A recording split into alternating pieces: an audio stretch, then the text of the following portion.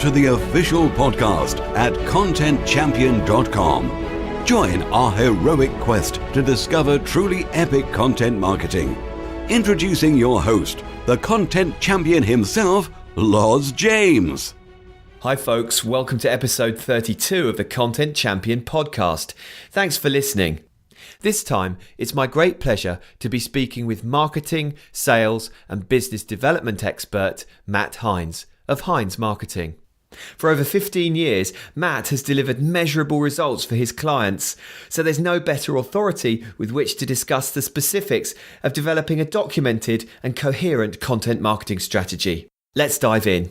Thanks very much for coming on, Matt. Yeah, thanks so much for having me. I appreciate it. As we've heard, you've got a load of experience in this space and you're currently president of Heinz Marketing. But let's start by delving into your backstory a bit. Could you tell us about your career journey, please? Oh boy, so I think sometimes I'll summarize this by saying this has all been a big mistake. I mean, I was a journalism and political science major at a university and intended to be a reporter. Didn't really work out that way, but I tell people all the time, I think no matter what you're going to do in your career, you find a combination between tenacity, stubbornness, and serendipity. And I feel like those three things have led me to where I am today. So, spent some time at Microsoft after working at a PR firm for a little while, ran marketing for a couple startups, and then eventually decided to do my own thing. And here we are 6 years after that. And tell me a bit about Seattle. It's a very famous city in the UK, and half the podcast listeners are from the UK. So, yeah, tell us a bit about where you are. I love it up here. I grew up in California, but I've lived up here longer than I've lived anywhere else. It's overcast a lot. Today's a good example of a typical fall Seattle day. It's probably not going to rain. It's going to be cold. The sun may peek out every once in a while, but tell you what, I live 20 minutes from the city, but we're out on a little half-acre lot, and you can be, in the middle of downtown and 40 minutes away from skiing and mountains on all four sides. It's a beautiful country up here. Sounds amazing. Okay, with someone of your expertise on the podcast, I wanted to talk about content marketing strategy. So many organizations just breeze through the planning stage really, or they miss it out altogether. So why is planning your content marketing strategy so important? You can probably use good instincts to stumble upon things that your customers might care about, but unless you spend a little bit of time up front mapping who your customers are, what are the messages that they want to hear, what are the issues they care about, what are the stages of their buyer's journey, you're not likely going to be very consistent in creating good content. And good content it's not product-centric. It's not about what you do. It's really more about your customers. It's about people and problems as opposed to products. But I think also good content really speaks to what the customer cares about. If you think about the analogy of the fact that most of us should really be selling holes, not drills, your content strategy really should be far more about the holes that your customers are seeking. And if you do that well and apply a little bit of science, meaning knowing what Google likes and what Google's looking for and what particular keywords or phrases might have reasonably high traffic but relatively low competition from a natural search standpoint, those are a variety of ingredients that lead into a good content strategy. And I don't think it needs to take a lot of time, but you put those things together, you are going to be far more consistent at creating content that doesn't just drive traffic. It's not just about getting more traffic from Google, but creating content that really engages and mobilizes your customers and prospects towards a decision that works to your mutual benefit. Okay, we'll dig down to some of this in a minute, but before that, do you have any examples? You've worked with a ton of blue chip brand name clients. Do you have examples of success where clients have adopted a documented content marketing strategy plan and then gone on to great things where before they didn't have one? Without naming names, I can think of a couple companies that you would clearly recognize that had previously just been sort of, flying by the seat of their pants, so to speak, and creating content kind of willy-nilly. Once they created a strategy, they definitely saw differences in response rates. They saw differences in the engagement their customers had with their content.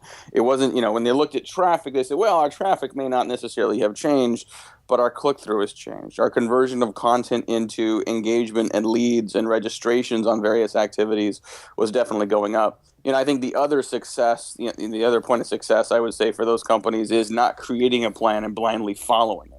The best laid plans rarely survive first contact with the battlefield. I think some famous general back in the day said that in Fogs of Time. But I think it's true even in content strategy where you will execute something. You'll execute a handfuls of something. Some of that will work, some of that won't work. Google will change their algorithm. A new opportunity will emerge online relative to what your customers care about. And so you adjust based on that. You start with a plan, you execute faithfully, but then create regular rhythms of review of what works, review of what's new, and make adjustments to that plan so that you can stay on target.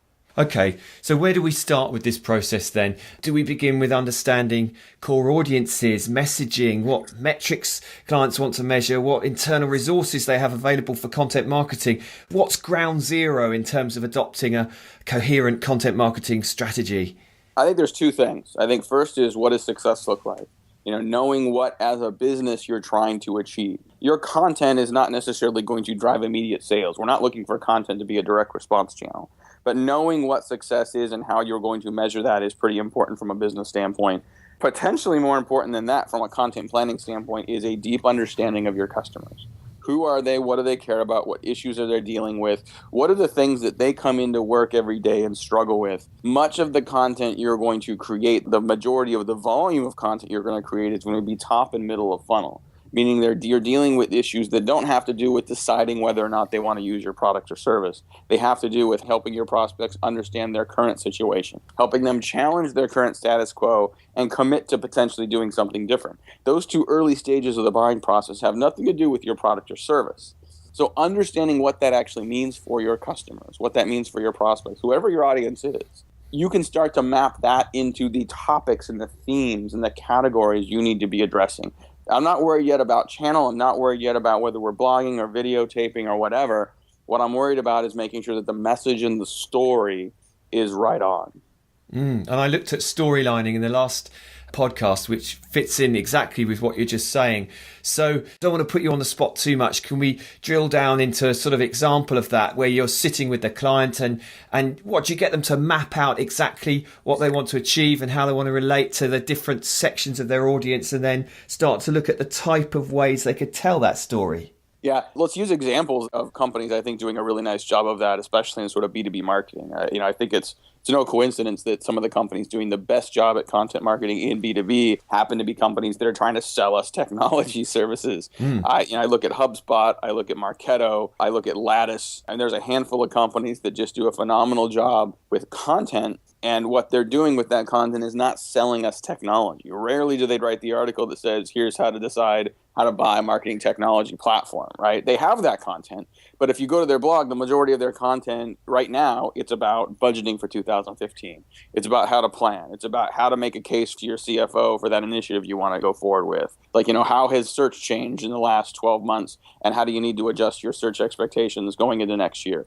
Those platforms may not sell anything relative to search, but they know that their target audience, part of their job is to manage search, right? Whether it's paid search or organic search, or somehow drive more qualified traffic off of search and social into their audience, right? So I think if you look at those guys as an example, not only of quantity, but also quality and the nature of the content they're creating, you start to get a sense for the fact that a lot of your content is going to speak to the customer's issues as opposed to yours. I think too often, for instance, in marketing, we expect our customers to take 4 steps at once. We want them to come to our site, see a piece of content, immediately understand about our product, immediately download a trial offer, and then get engaged, right? And we use a phrase internally sometimes that, says most of the time you can't get a prospect to sleep with you on the first date, right?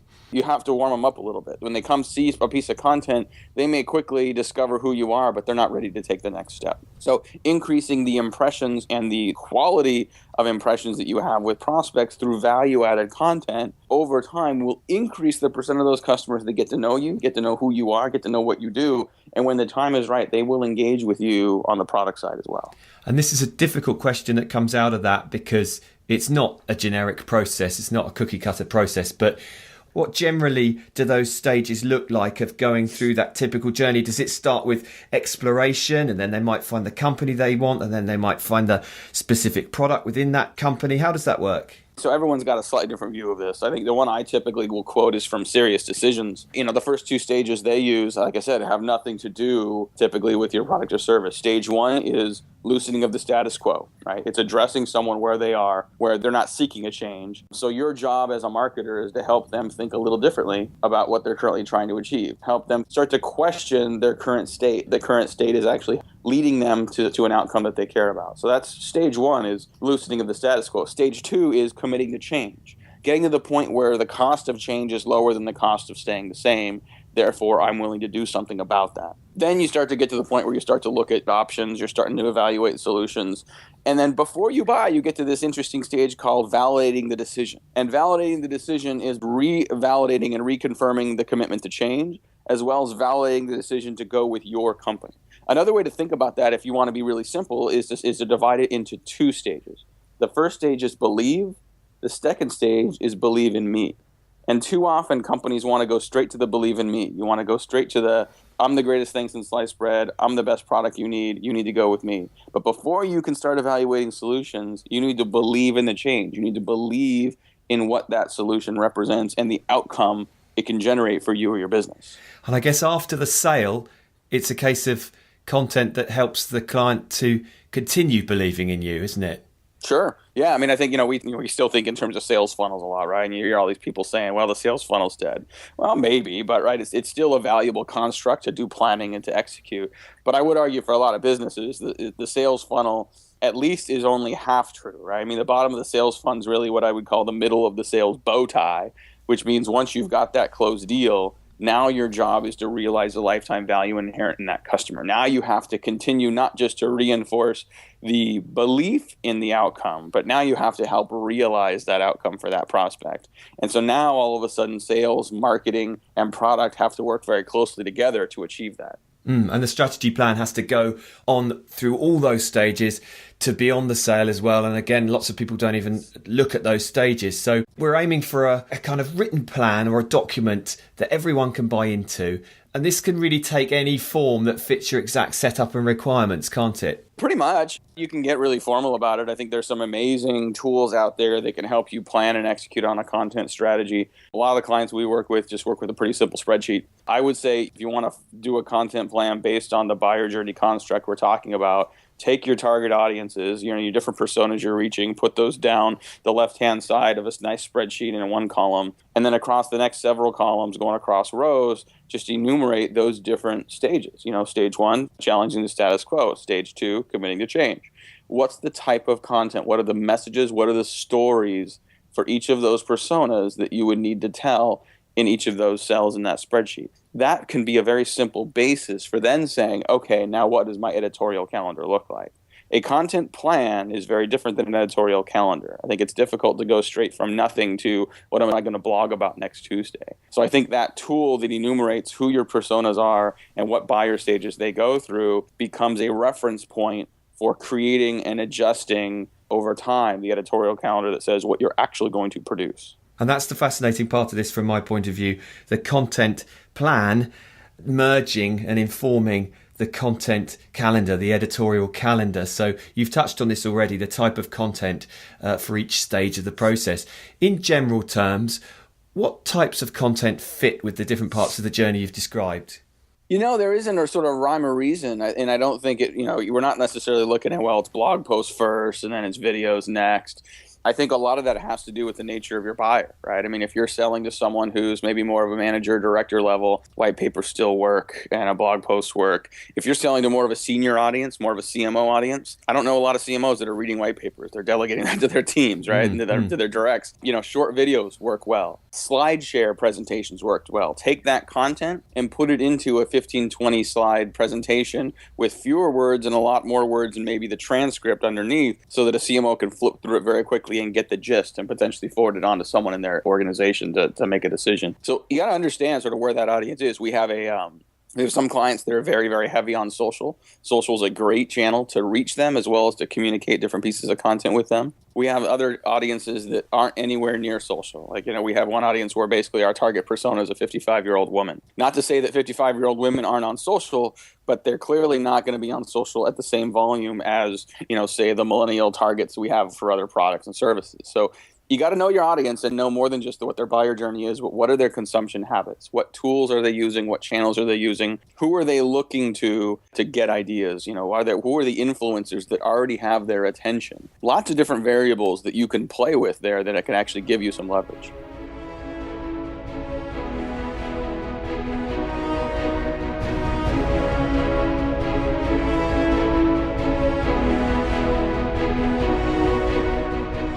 You're listening to the Content Champion Podcast, showcasing the best content marketing strategies across the web. We're back with Matt Heinz. And that's often where it starts to fall down if you don't have a strategy in place, when you start to promote content and you're simply sort of shouting into a cave. No one's listening. There's no strategy there for it to be founded on. So The process of identifying where your target audience hangs out online, tell us a bit about that, how you go into that process. Oftentimes, if we're doing persona development for clients, we're not doing the, months on end, tens of $1,000s, formal process. I find for most businesses, by talking to internal and external stakeholders, you can get a pretty good idea where they are, right? If your organization existed for any reasonable period of time, find your salespeople, find your customer service people, find your product people, find the people that are engaged with your customers already and ask them these questions. Then go to a representative set of customers and prospects and ask them the same questions.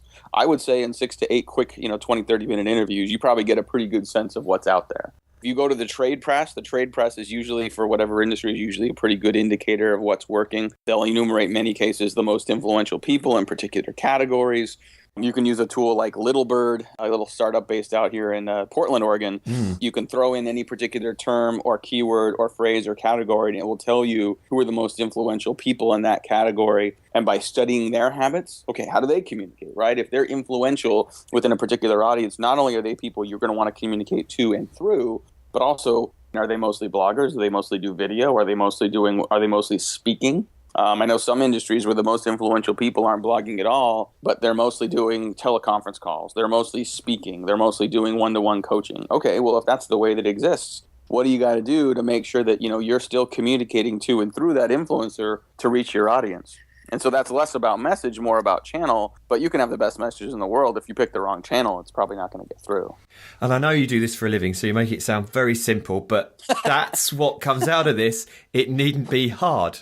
Right. Yeah. I mean, you can overcomplicate this, and I know a lot of companies do. And you can say, "Well, I'm not going to start executing until I got the perfect plan." Yeah, I think perfect's the enemy of good in many cases. We encourage clients, say, "Listen, we're gonna do a certain level of sort of flying the airplane while we build it, because I want to make sure we get something out there that we think is the right approach. Sometimes we're going to be right, sometimes we're going to be wrong." I mean, I don't know that success rate is going to be any different if you spend 3 days planning versus 3 months planning. But make some good educated guesses. If you're in business, if you're successful already, you inherently already understand something about your customer. You understand what they care about. You understand what their issues are. So I think being able to sort of translate that into content doesn't have to take more than just a few minutes of sort of rough translation. Get something going. Get in the habit of shipping on a regular basis. Measure and understand what's working, and use that plus your primary research to adjust and hone the plan over time. And there is kind of a caveat to all this. You do, on an organisational level, require a sort of a cultural change to facilitate this and do it effectively. You need total buy-in, don't you, to make this work? I think depending on the kind of resources you want against this, you clearly need to make sure that the marketing organization is bought off so that there's enough resources in this to sort of create regular content. I think, understanding the metrics that you care about, understanding how your content marketing metrics tie to business metrics is key to getting sort of the C-suite and your management team bought off on what you're doing so that you can increase the volume of resources. It's one thing to say, well, I've got someone on our team who's, one person who's managing our content and sourcing blog posts and whatnot. Then you get to the point where it's a company like HubSpot or a company like Zillow. There's a variety of companies that have entire internal newsrooms, like whole groups of people that are creating content on a regular basis. That's a much deeper level of engagement. Those are organizations that very clearly have made a very strong case that investment is not only going to drive engagement, but is also there's a significant media replacement cost in many cases of doing content right. Using those kind of messages, you start to get your CFO a lot more interested. And you touched on this in the beginning. Your content strategy plan has to be flexible in case you're not meeting those metrics. So you have to be able to go back and tweak it, don't you? It's just like any plan, right? I mean, anything you're going to execute, you need to have regular intervals of review to understand if it's working or not. I think you got to be careful not to cut things off too quickly. But again, if you blindly follow a plan without evaluating it in real time, without looking at whether it's working or not, you'd have no idea whether or not you need to make some adjustments. You have no idea whether what you're doing is actually just a fool's errand versus something different that you should be doing, that your competitors are doing, could move you in a more positive direction. How long do you give it? How long do you give each sort of metric fulfillment measure before you say, okay, I'm going to cut my losses on that? Well, it's a good question. I mean, I think from a content marketing strategy overall, you need to be patient. I know a lot of content marketing strategists won't sign up with a new client unless they have at least a year of an on-ramp to see some real business results from it. But I would say, in a month or two, the early content you're creating, you should start to see a difference in organic traffic. You should start to see a difference in time on site. You should start to see a difference in engagement rate and click rates on your content. Those are going to be leading indicators, really, of what you could see over time. But, knowing what those leading indicators are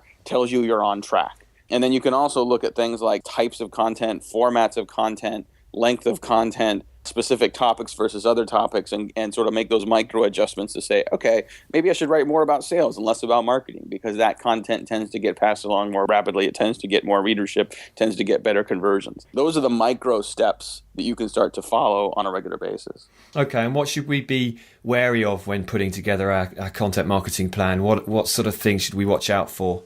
Just overdoing it on a number of fronts. One, overdoing the planning is one thing, but also most of the successful content you see today. This is not the Sunday New York Times, right? This is not long form, heavily edited content. That still exists and it still does remarkably well.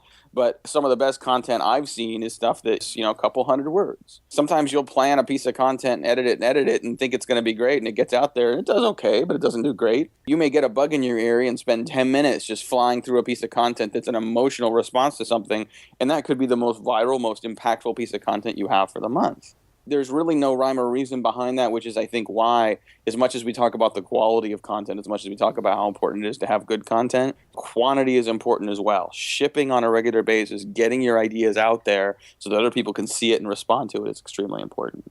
Okay, that's a fantastic overview of the content strategy process. But while I've got you on the show, you've got vast experience in this area. I'd like to broaden things out a bit and just ask you what trends you see developing over the next year in the content marketing space. Well, I think we're going to see more companies dedicating significant resources. I think the money that was going towards more media programs, I think, is going to go towards content. I think a combination of content and technology, marketing automation platforms is going to replace media in many cases. I think what that means is we're going to see a lot more crappy content. I think as more people do content, we're going to see a lot of bad content. And so if you create content that resonates, if you create good content, you will increasingly stand out in a world of more content, not less. Well, that's good news. Just before the PS question, can you remind us where we can find you online, please? Yeah, you can just go to Heinz.Marketing.com. That's Heinz marketing. Heinz like the ketchup or the beans or however you think about it. So you can find us there. I'm on Twitter as well, just at Heinz Marketing. And then if you have any questions on any of this stuff, I'm happy to answer them. Just Matt, M-A-T-T, at Heinzmarketing.com is my email. You'll find our blog up on our website as well. We blog every day and write about sort of B2B sales and marketing. Wait for it, listeners. Here comes the PS question. Could you please share one advanced content marketing strategy we can implement right after the show? I don't know if this is advanced or not, but anytime you do a video, anytime you do a webinar, anytime you do a recorded message, even like what we're doing here with a podcast, get the transcript done. Send your file overseas somewhere, probably somewhere in Southeast Asia, and for pennies on the dollar, have someone transcribe it into a script. If nothing else, put that into the notes section of your podcast, of your video, of your webinar so that Google can read that. You'll get a lot more traffic, a lot more referrals than if you just post a video or recording. That's a great strategy. It's exactly what I do. I use rev.com and they're fantastic. Look, Matt, thank you very much for your time today. It's a great overview of content marketing strategy, and I'd just like to wish you all the best with everything in future. Thank you. It's been a pleasure. You've been listening to the Content Champion Podcast. Available at ContentChampion.com, Stitcher, Zune, the BlackBerry Network, and on iTunes. Until next time, thanks for listening.